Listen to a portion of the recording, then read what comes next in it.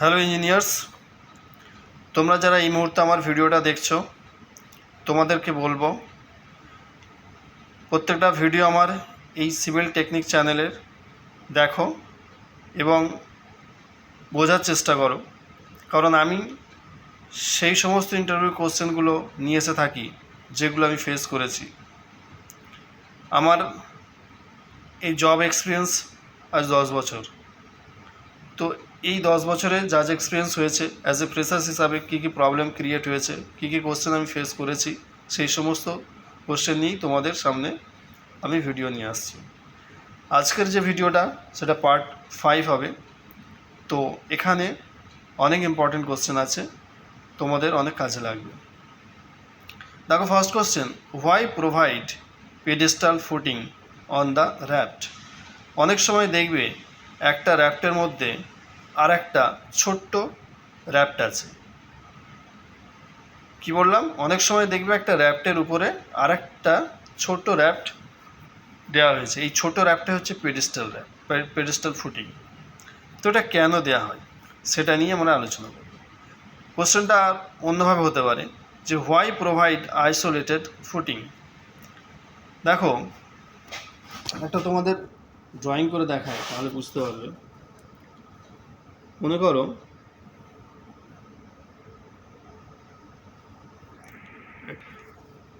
এই ছবিটা তোমরা দেখো, লক্ষ্য করো, এটা হলো র্যাফট। এই র্যাফটের উপরে ছোট আর একটা র্যাফট দেখতে পাচ্ছ, এটাকে বলা হয় পেডেস্টাল ফুটিং। তারপরে এটা হলো কলম, এটা তো জিএল লেভেল দেখতেই পাচ্ছ।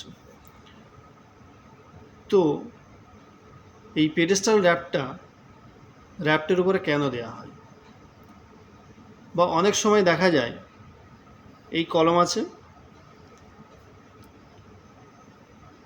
ঠিক এইভাবে আইসোলেটেড একটা ফুটিং,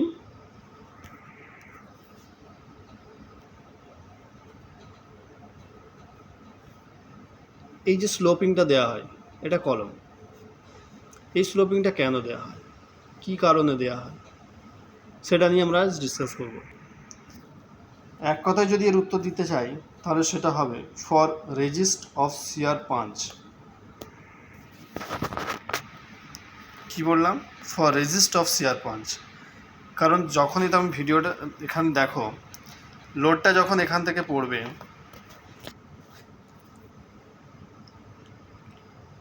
লোডটা এখান থেকে পড়ছে, এই লোডটা ঠিক সেন্টার থেকেই ম্যাক্সিমাম লোড নিচে নামবে, ঠিক এর সেন্টার পয়েন্টে ম্যাক্সিমাম লোড এসে প্রেসার ক্রিয়েট করবে। তো এ কী চাইবে, এখান থেকে এটাকে ব্রেক করতে। বাট এই পেডেস্টাল যদি থাকে তাহলে কী করে লোডটা এখান থেকে ডিস্ট্রিবিউট করবে, এখান থেকে ডিস্ট্রিবিউট করবে। এই ডিস্ট্রিবিউট করতে করতে এইখান থেকে কিন্তু মিনিমাইজ একটা লোড আসবে, কারণ এই ডিস্ট্রিবিউট করতে করতে এখানে ডিস্ট্রিবিউট চলে আসবে, তো ম্যাক্সিমাম লোডটা এদিকে বেয়ার হয়ে যাবে। তো সেই ক্ষেত্রে এখানে শেয়ার পাঞ্চ থেকে মুক্তি পাবে, অর্থাৎ প্রিভেন্ট করবে। ঠিক এইভাবে এই যে পেডেস্টাল দেখছো আইসোলেটেড ফুটিং, এখানেও ঠিক এটারও সেম কাজ। যখন অ্যাক্সিয়ালি লোডটা আসে, লোডটা আস্তে আস্তে সেন্টার থেকে ম্যাক্সিমাম লোডটা না গিয়ে এদিকে আগে ডিভাইডেড হয়ে যায়। তো ম্যাক্সিমাম লোডটা এদিকে ডিভাইডেড হয়ে যাওয়ার পরে এখানে একটা শিয়ার পাঞ্চ তৈরি করতে ওরা পারে না। কিন্তু এটা যদি না দেওয়া হয় তাহলে কিন্তু ম্যাক্সিমাম অ্যাক্সিয়াল লোডে সেন্টার পয়েন্ট বরাবর লোডটা চলে আসতে থাকবে, তাহলে সেক্ষেত্রে এখানে একটা শিয়ার পাঞ্চ হওয়ার চান্স থাকে। তো এটা প্রিভেন্ট করার জন্য আমরা ছোট একটা পেডেস্টাল দিই, অথবা এই আইসোলেটেড ফুটিংয়ের এই স্লোপটা দিয়ে থাকি। ওকে, নেক্সট কোশ্চেন হলো what is the least count of total station. আমরা টোটাল স্টেশন দেখেছি সবাই, যেটা সার্ভের ক্ষেত্রে আমরা লাগে।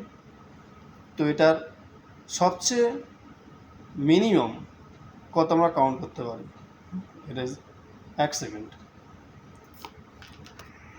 আর কিছু একটা থাম রুলস তোমরা দেখো,